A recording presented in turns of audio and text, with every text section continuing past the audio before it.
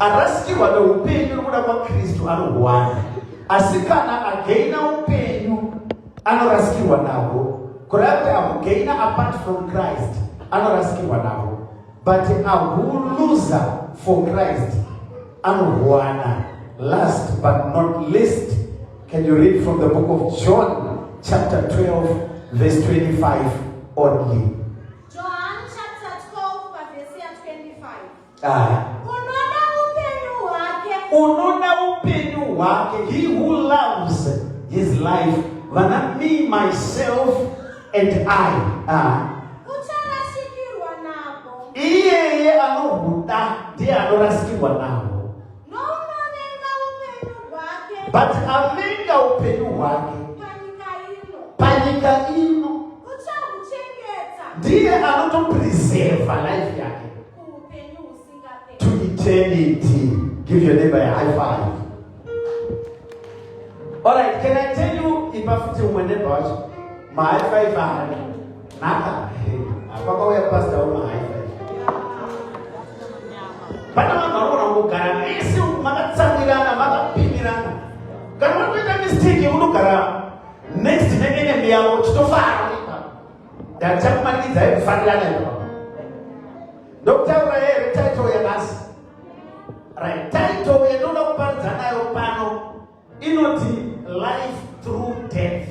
It's a life through death. Can I borrow a pen?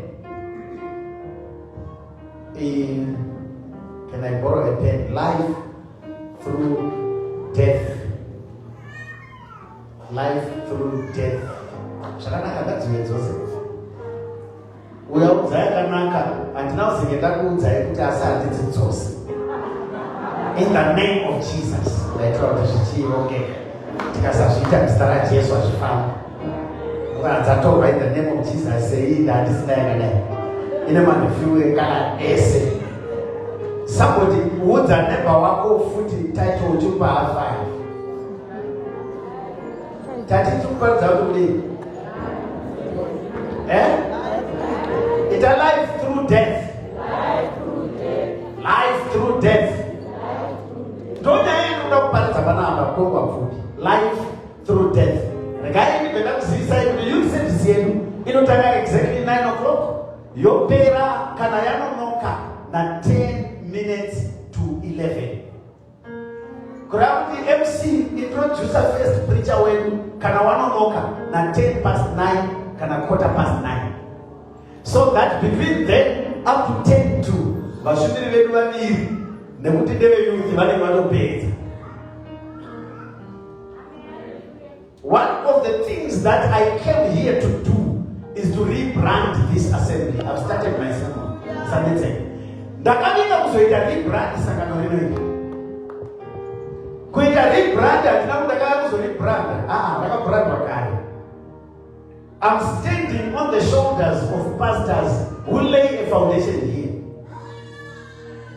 Basa randakauya iri riripo ndinori acknowledge nokutenda vafundisi vese vakanditangira nebasa ravakabata, asi nemiwo mukatenderana neni ndikaita chinhu chakaipa ndikabva pano basa iroro risina kumuvha an inch. So I came to rebrand this assembly. One of the things of paramount that we are going to really give special attention to is time. Somebody say time. Now I love an assembly who is time conscious. Ndofanira vanhu vanobata nguva. Kurai kutanga next week, quarter past ikachaya, tisati takuwa first preacher where youth service. Something is very wrong, and I'm going to rearrange my face. And of course, I will speak not very pleasant words. We want to be time conscious. We start our intercession at exactly 8:30. And by 9 o'clock, we are done. So that praise and worship will take over. By about 10 past or quarter past, the first preacher is here. And of course, 10 to or quarter to, we are done. The main service, ya kuchitotanga. Hello, people. That's what I want. Time is so important. Nothing in life happens outside the framework of time. Nguva no separates zviitikwa. Time separates mahappenings.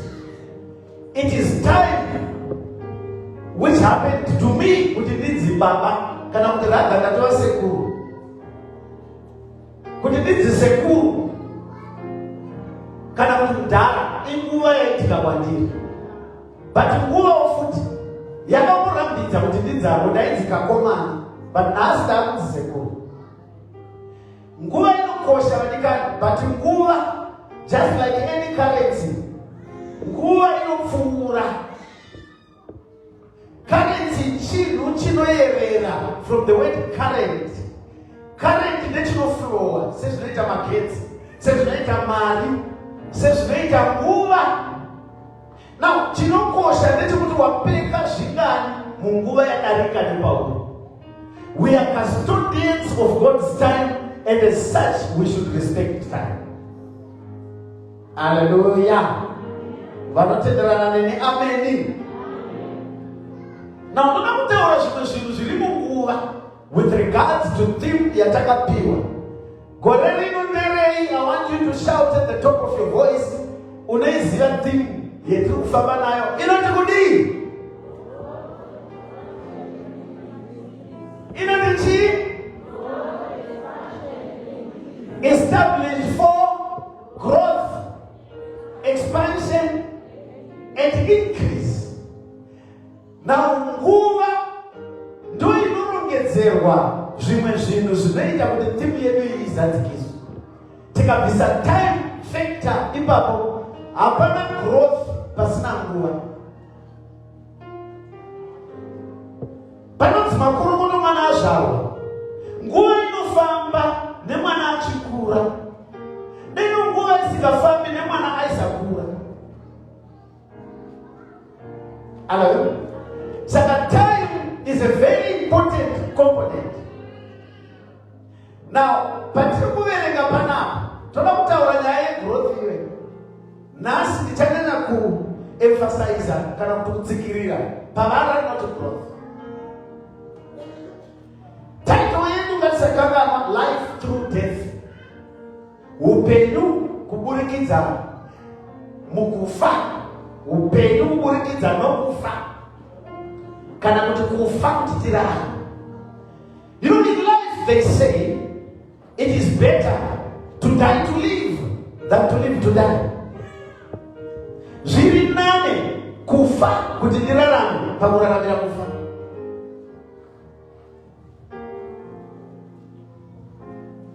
Nobody kusangana pano Bukura John chapter 2 verse 24. Panokunzi verily, verily, I say unto you. Reshona rati zviro kwazvo. Ukaona papanidzirwa ipapo after the second word verily tinobataisa exclamation mark kuratidza kuti apa patsindidzirwa, patsokodzerwa, padzokororwa, pakosheswa. Parikuti zviro kwazvo ndinoti kwamunhu. Jesu arikuti unless, somebody say unless. Pane ma-conditions vadikani atinofanirwa kusangana nawo kana tiri kutarisira kukura. Ukaona pakutoa condition yekuti unless, kuna kuti hapana option imwe, option B hapana, pane one option. Kuna the second option is the first option, and the only option is the available option. But unless pane zvimwe zvinhu zvisingaitiki unless. Haugoni kubudirira unless ukashanda. Haugoni kurohwa unless ukabehave. ndozva pano vano misbehave vakazongopfaka mavo mudzimba vamwe vacho kutoroorwa havana ndainonzi marriage ka iri mudefinition yaMwari. Anything apart from God's definition is not marriage.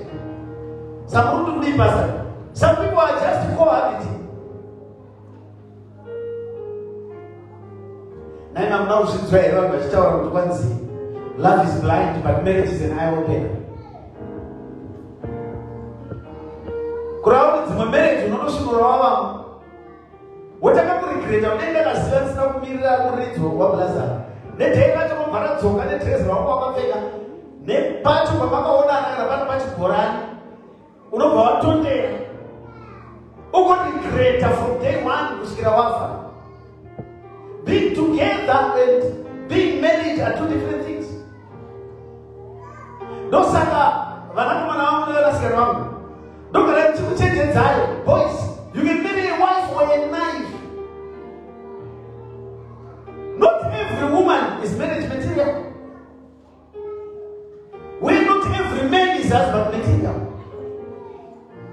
It's a little girl that's not saying that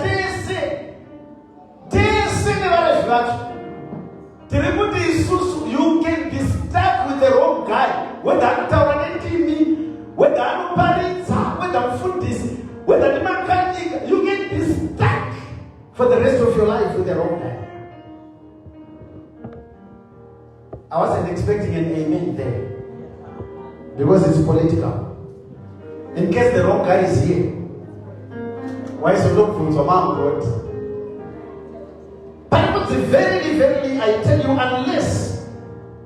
unless a grain of wheat falls to the ground and dies, it remains only a single seed. But if it dies, it produces many seeds. Unless tsanga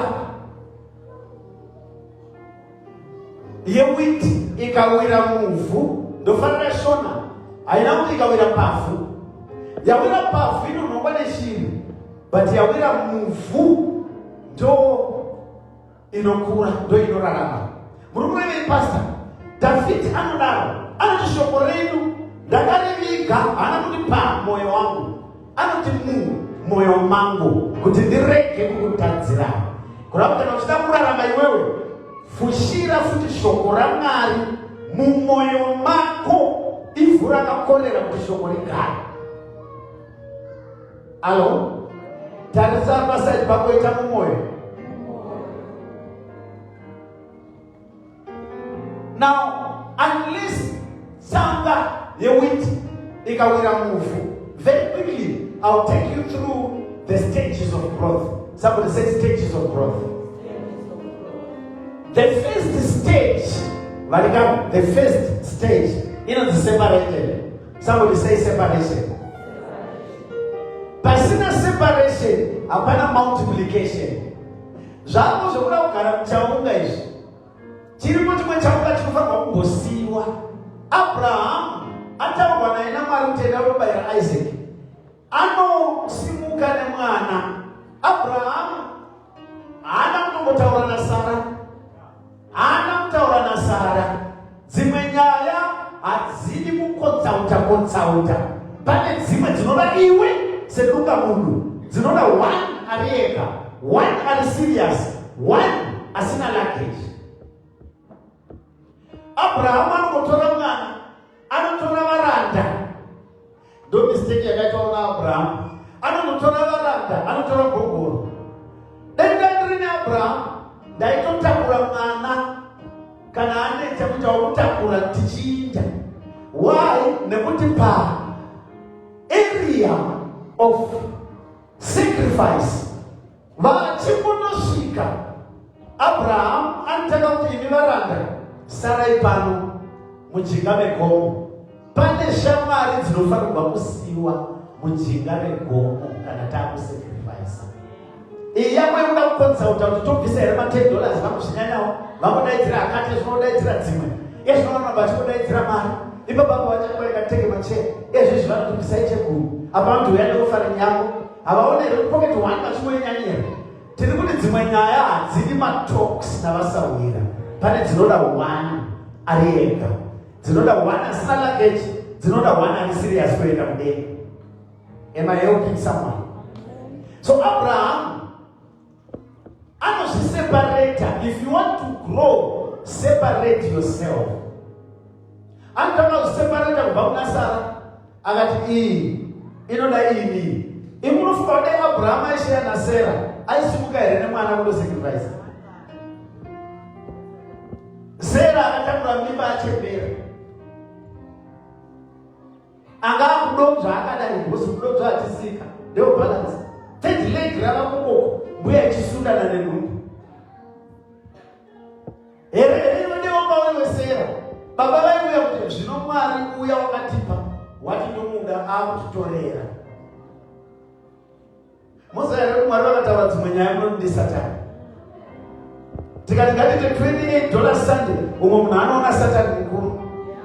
Tikati $10 vanyani. Naka zvikoma zvedu zvichapona. Bali kushandira Mwari kunobhadhara. Kana takusacrifice, panoda one ari serious. Panoda one anoti mafriends sarai mujinga megomo. Anoti varanda sarai pano. Anoti mbongoro sarai pano. Pane zvatinosiya kana takuda kuva serious. Saka separation is condition number one. Somebody say separation. Patanorenga Bible rati, unless a grain of wheat ikawira pasi singular. I know the grains of wheat. Pane patinotaura kuti izvi kufola poita panoda kuumire seduka munhu. Musakutanga kuti kudenga tinosvika kunzi register tauda nazvino fola lainai apa Mwari adaro.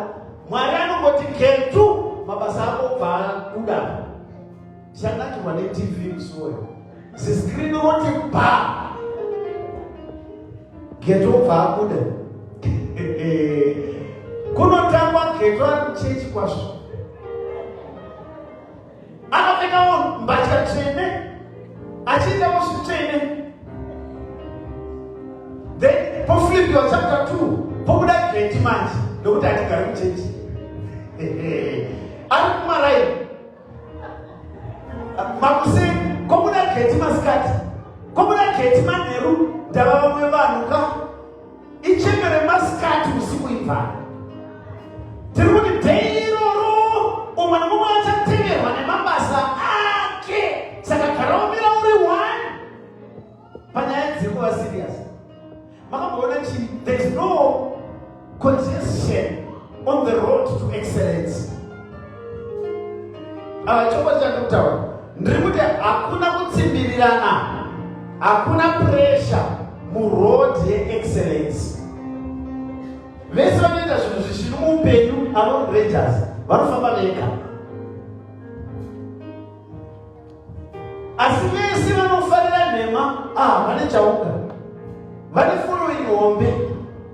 Izvezvi endai chero pasocial media vanotaura zvisina basa ndo vari kutohoreswa mari havatangi kuricha 65,000 mafollowers. I'm careful, I'm politically correct because I won't mention names. But vane mafollowers mazhinji paTikTok, vane mazhinji mafollowers. Izvo zvitora mharidzo dzapasita chiwese. Wokanda paTikTok unoona vashoma vanomufollowa. Try kusenda ingava video yako uchiparidza kamharidzo kako. Vanhu vanotanga kutoti fesi yake kuita kunge mbudzi. Zvakanaka hazvidiwi. Izvezvi tiite setinorovana zvibhakera panoungana vakawanda. But nditange kuti right ndave kuzoparidza pamusika pano vashoma vanokuteerera. But all that glisters is not gold. Tinomhanyira zvimwe zvinhu zvinototi destroyer. Pane panoda separation. Somebody say separation.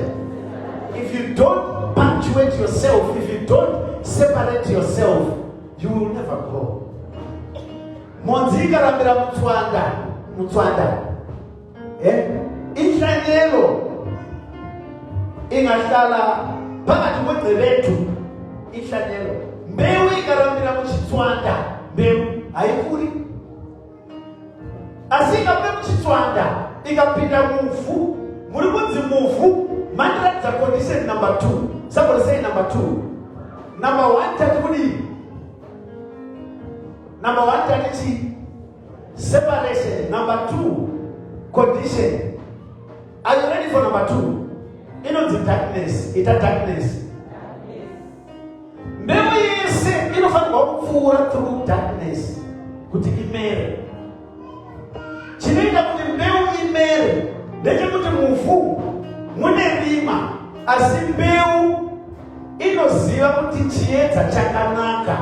Saka mbewu iyi haina kutanga iri murima, inoziva kunakidza kwechiedza. Saka painofusirwa apa mbewu iyi inondosangana nerima. Saka kana yasangana nerima, mbewu haiti noizi yekuchema irimo. Mbewu inotanga kurangarira chiedza nokuti inoziva chiedza. Come on. Kana wava murima unoziva kukosha kwelight, iwe zesa ikasapota ichienda, munogona kusaziva value yayo. Amunogona vanhu vachiti panodzoka magetsi, munoti vanopeka. Vanoziva light, vane used to light, but because paita darkness rinoratidza value yelight. Can I apply this muupenyu hwako? You will never understand the value of your husband. Kana achiripo wakuluza uchaziva kuti vanga vari shewe, uchimutora seasingafungi, uchitonga-tonga. Tinaina mai ndimaipa ingoitaika zvinoita kuti uno ndimi maipano. Itai pastor maakuti bata-bata. Ukaona baba umanezidhonga kundira demo pakuti mirai ngokodza kuti mai havasati vauya. Mirai ndofonera nechipanera chemota. Tiri kuti munhu iye akabviswa panyika uchazoziva kuti anokosha. Am I helping someone? Tine vanhu vanodherera varume vavo, asi vave kuna vanoda kuuya kuzorespecta pastor. Come on, I'm not your husband. Come on. Handina kumusati respecta. No. Charity begins at home. Tama kurespecta shewe nekumba kwako. Regai ndibvise magirazi ndisakuona. What's my face dzakapiwa. Manje ndakadai hoko ene mufu.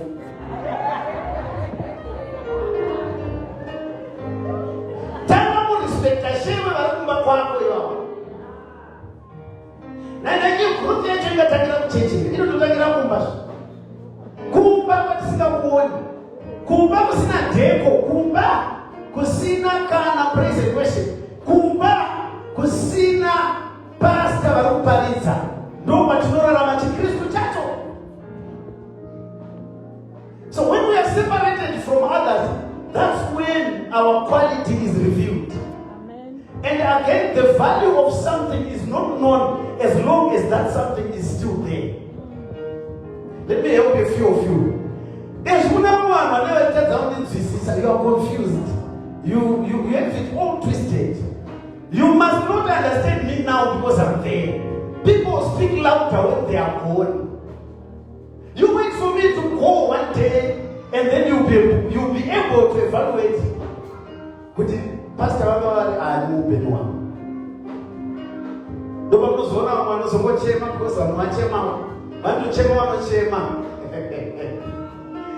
Amen.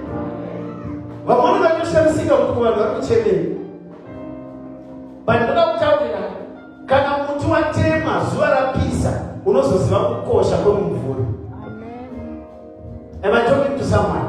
So tiri kumba ikoko ngatigare zvakanaka. Tichiziva kuti tiri kumba ikoko tinogona kuratidza chikristu kumba ikoko. Hello people. Light nekuti rinokosha seed yafusirwa inotanga kukura yakatsanangurwa panapa narumbi inonzi phototropism. Phototropism hunhu kana kuti tsika yembeu yekukura kutsvagadzira nekuvhima chiedza. Kureva kuti yafusirwa condition in darkness iri necessary. Let me explain something to someone. It is darkness that enhances the beauty of stars. Tiri kuti rima ndo rinoratidza kunaka kwenyeredzi.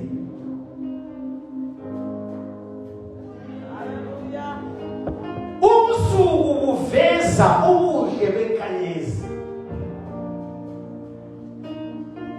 Unaku hwenyeredzi hwaisazikanwa manyamba. Lero kwakusina rima. Rima rinoita kuti nyeredzi dzipenye zvakanaka. Saka newe Kristu kwakunga nerima penya nokuti uri nyeredzi. Musikana anonzi Esther, zita rake rinoreva Esther. Esther, because she was a star. Panga ari mubatwa ari muBhabhironi. Esther ari mubatwa ndopaakaratidza runako rwake kusvikira Estere ava vahosi, asi iye ainga ari nhapwa. Kana wakaberekwa uri nhapwa, it's your choice kufa uri nhapwa. Hauchoose background yako, but unochoose foreground yako. Hauchoose kuva mwana ari nherera akashayikirwa nababa. Hauchoose kuva mwana washirikadzi, but unochoose kunzwisa tsitsi kusvika wafa uchiratidza kuti uri mwana washirikadzi. Weregainibatsira vamwe panapa.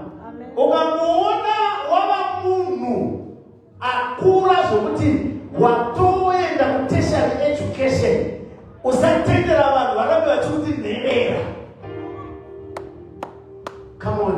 Am I helping someone? Kana baba vangu vakafa, mukamondiona ndabva kuuniversity, stop treating me like an orphan. I'm old enough to blow my own trumpet. I'm old enough to stand on my own feet. Deputy parents, I'm not an orphan. Say, I'm to pass the next pastor. Never be independent banner. I'm not Baba, I'm not mine. Where's the other shaker? But you want to batter there, or when you batter to run. Now, that's all about I'm about to say, so in life, don't gravel at the mercy of the devil when he drops you down. Come on, roll some press-ups. Stand up much stronger. Come on, pick up something new. Even problems are a classroom. Learn something new. Pick yourself up. Dust yourself and soldier on. A righteous man falls 7 times, but Amuka +1. It is the +1 moment that matters in life. You know the second chance is a chance from another. Failure is not final. Failure is the beginning of yet another trial. Soldier on. Kana une subject 1, nyolera mamwe unopasa. Usambogara pasi, kutopasa 1, kuradza unokona kupasa rimwe. Chero ndikaita zvitupa 9 zvine 1-1. At least zviri 8. It is better to fail trying to do something than to succeed in being a failure.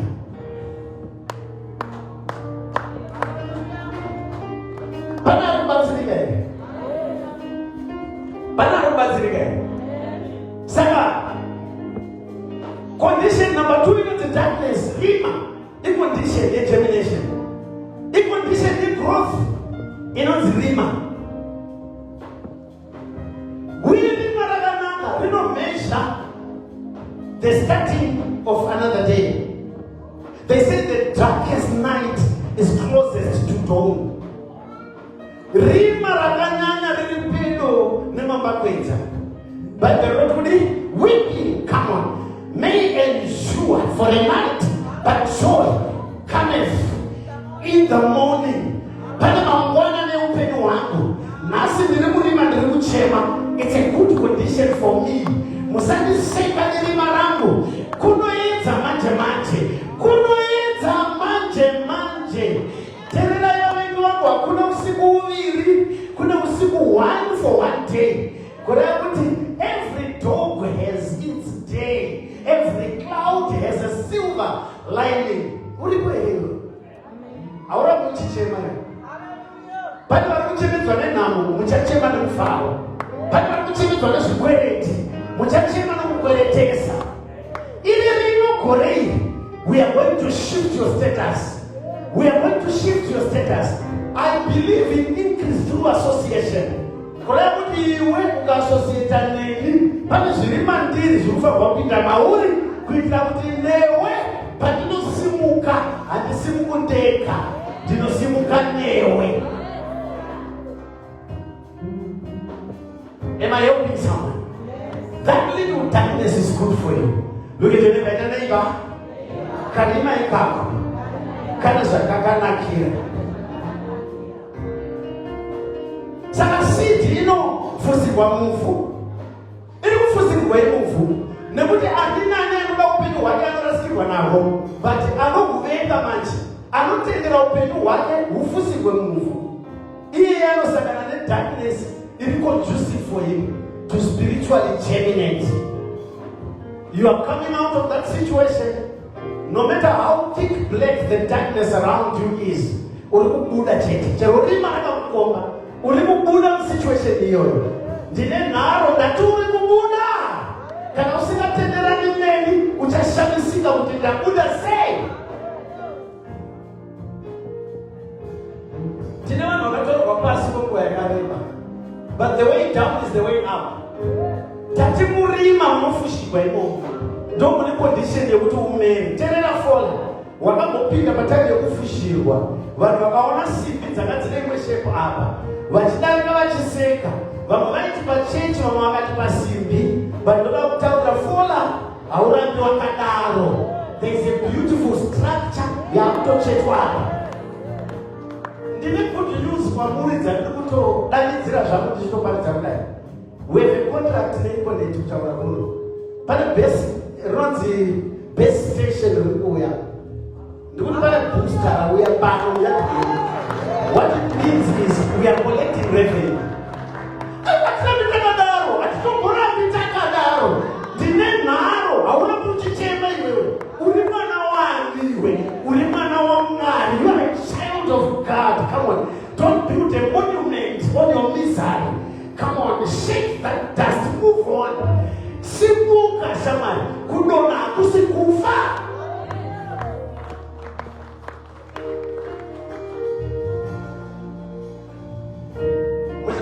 The most beautiful place, Muna Stratford Muno, Pafola. Mira Pitana, no doubt was just waiting. Pafola. Michato yese, Bamuchero, Chatra Blumen. Watch out, we have a photo session pan.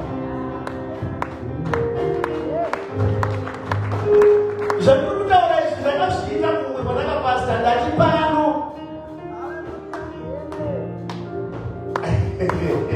Dribble pano banana castere. Yes, no one of us like our to Mira. Mumaka Nakita never know. The Abesra of Visafun. Down of Katawa and Mana, but ask who's going to let us out of the man. Then Boba's got to have the way they walk on the hour of Talatalisa.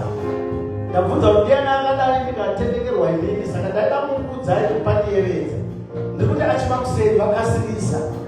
You wait a little bit. If you think I'm joking, watch my space. This place will not remain the same. I'm not the same guy who was here, and because I received the button stick, I'm going to run faster so that I don't disappoint Vakatagira Kumana. Kune Korene Shakupu Hadakane Panama. Tonamuazo Fatilaka Foot in the panel. In Nonamuni Tapeta, we are going to invite every pastor of Pastor Pano. This is the name of Pastor Kobi. Chero Africa Takamisho Naja Zoga Pano. So that we share a glass of drink and we toast to God's victory. Uripane reverend. Umwana uzoitikari manje. Tiri kulima kudai. We are going to spiritually germinate. Saka darkness is one of the conditions. Are you ready for condition number 3? Uripane reverend. Tomupere ime condition. Ime condition samari yangu. Kutofusirwa condition.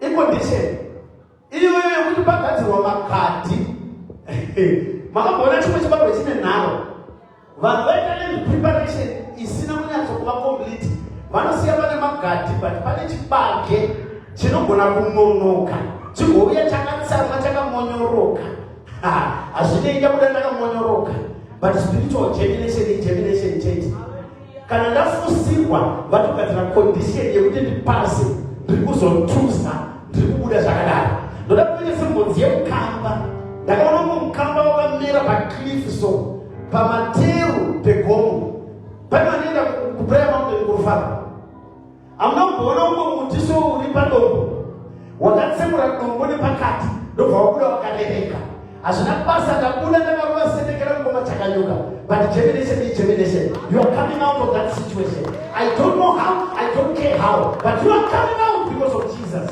Christ in me, the hope of glory. Christ in me, I'm more than a conqueror. I'm not a victim, I'm a victor. What do you mean? Look at the neighbor. Are you here? Move on the neighbor. Are you here? Saka kutofusirwa icondition. Unoziva kuti kune mweya inofusira mazita. Unoita chakanaka vakasazivawo kuti shuwa pana mmwe vaitita culinary arts pano vatingarwatawo. Don't worry, zvese zvaunoita my God is writing. He sees all we do and hears all we say. My Lord is writing all the time. Mwari vari kunyora, vari kurekota zvakanaka zvese zvakaitwa naMordecai zvaiva mubhuku remakoronike. Don't worry, the pastor might not realize kuti warova semoni yakapenga. Don't worry, testimony yako inogona kusasukirwa na pastor. Come on, after service pastor vanowanza kusanikwazisa. Come on, neighbor wadandakagara naye anogona kusanimoresa, anogona kuramba kundipa high five. It's not about your pastor, it's not about your neighbor, it's about Christ in you. Christ in you means you are an abnormal lot. Uri connect wewe maiwe zvangu. Hakuna chipipipi, hakuna chifront kako cheta mafront is big kwako because we are abnormal lot in wewe. Everything that is going to try to be a barricade in your life is going to be crushed in the line of duty. Ndoda kupa anointing yechitima ndatopedza. Ndoda kupa anointing yechitima. Maconditions waya ndataura akakwana. Ari matatu kudaro. Ndoda kupa anointing yechitima.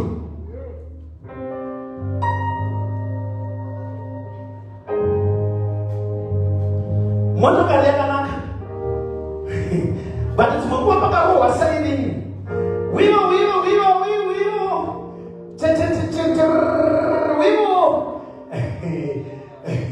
Zimwani shure. Mota dzese dzinopaka pasaiti. Ndakamboita mistake, ndakavhara mawindo kwaitonhora. Apa ndakaisa full blast music. Apa ndandasvika palong chain. Apa ndiri extreme right. Apa saidini dziri kurohwamo dzimwe mota dzese dzapaka extreme left. Apa ndasara ndoga. Ndoziva kuti makushamisa kuti saka sei muri mupenyu ndakatoshamisa. Ndakazodzinzwa dzakutopfuura. Ndobva ndakapaka paextreme right papa. Ndobva ndatariswa sonai vamberi. Andatoziva kuti mota dziya dzitori nepx dzine loud speaker here mukati. Zvikanziyo kudhara iyo. Ndobva aseka kanzi next time upaka kwapaka vamwe kuextreme left. Ndobva ndaratidza kuru. Ndobva asekerera ndobva arova pasi. Dzimwe dzese vaingouya vakarova maserious. But because ari mberi handizivi instruction yaakapa. Pamwe vakati leave the old man alone. That instruction iri one inoita kuti vamwe vese vapfuure.